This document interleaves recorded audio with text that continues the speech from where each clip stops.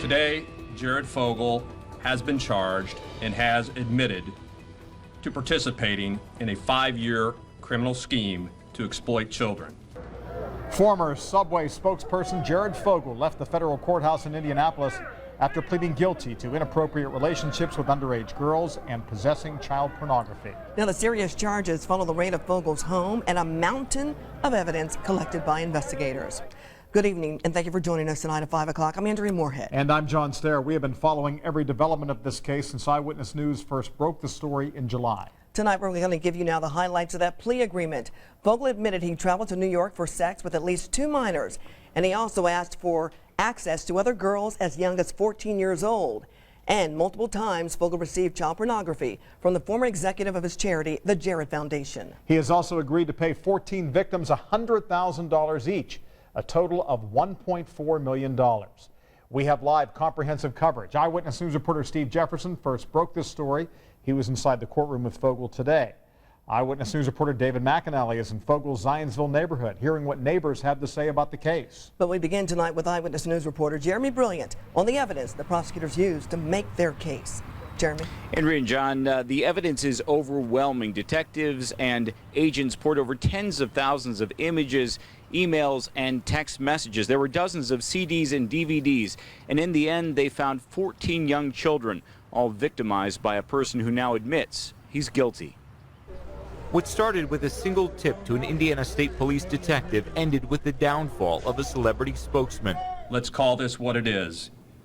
This is about using wealth, status, and secrecy to illegally exploit children. Starting in 2011, Jared Foundation director Russell Taylor is accused of sharing nude images of young children with Fogle. Those images were allegedly produced using hidden cameras inside Taylor's Indianapolis home and involved a dozen children.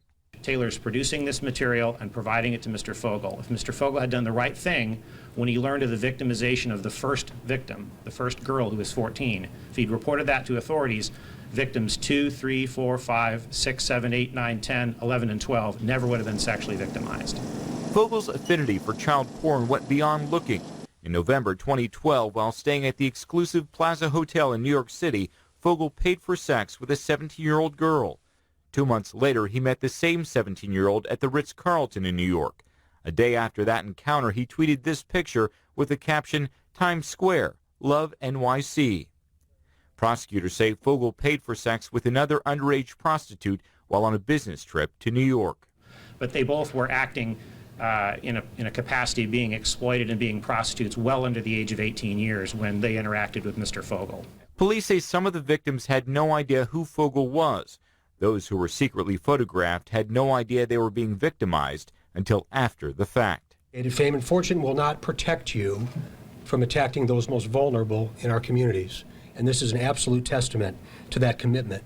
No matter what color shirt we wear or who we are or where we're from, we will find out who you are.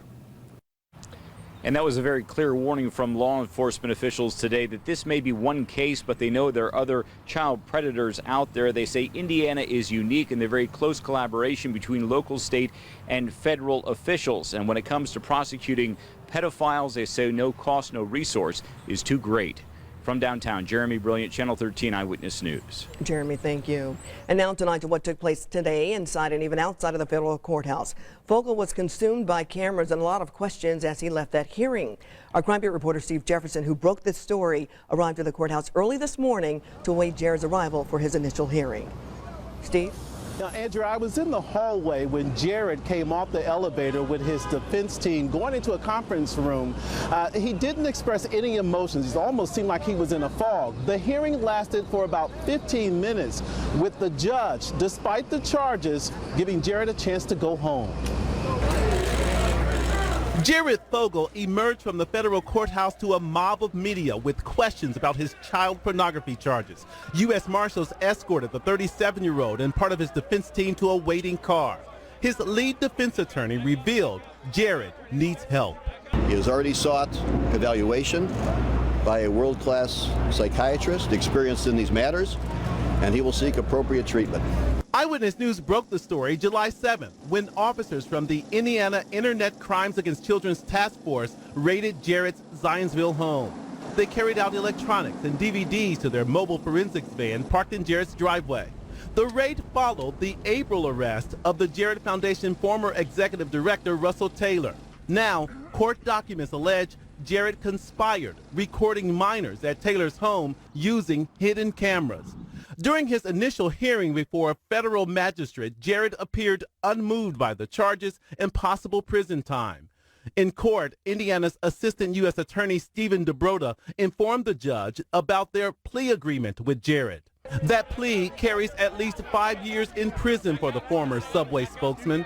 It also requires him to register as a sex offender, pay his victims, and continue with psychological counseling.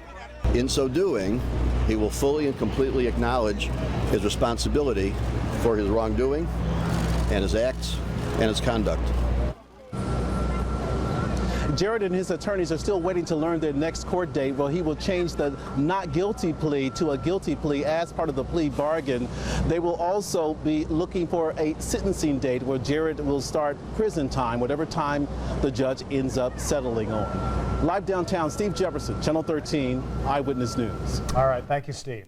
And reaction, as you can imagine, is probably strongest from the neighborhood where Jarrett Fogle and his family lived. Our team coverage continues now with Eyewitness News reporter David McAnally in Zionsville, with their reaction to today's developments. Dave? John, we've had somebody posted out here all day, and there's been no activity that we've seen at the Fogle house.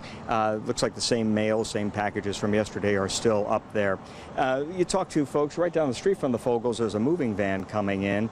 But it looks like with the situation as it is now, there could be a moving van here soon moving out.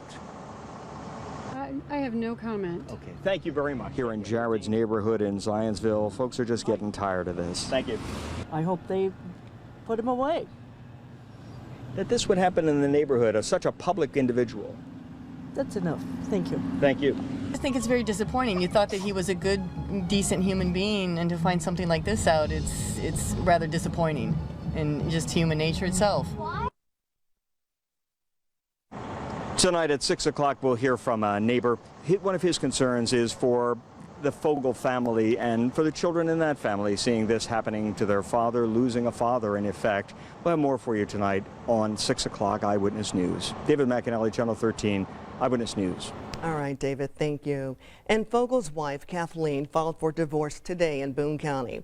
Now, she also released a statement that reads, "Obviously, I am extremely shocked and disappointed by the recent developments involving Jarrett. I am in the process of seeking a dissolution of the marriage. My focus is exclusively on the well-being of my children." And his family also released a statement saying today, "Our family is shocked and profoundly disappointed in Jarrett's abhorrent criminal behavior. At the same time, we are gratified that Jarrett is accepting responsibility for what he has done and by volunteering to make restitution to the victims." And a look tonight at the timeline that turned Jarrett Fogle from inspiration to suspicion. He attracted the attention of Subway in 1998 when he was an IU student who weighed 425 pounds before losing weight eating nothing but Subway sandwiches. In April of this year, agents arrested the executive director of his Jarrett Foundation on child pornography charges.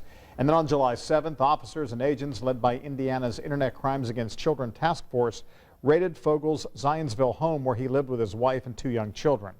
Today, Fogle turned himself in and pled guilty to child porn charges. Now, if you would like to read all of the documents, including the probable cause, we have them posted for you on our website. We also have all the video statements from the attorneys and investigators. You can also see the conditions of Fogle's release.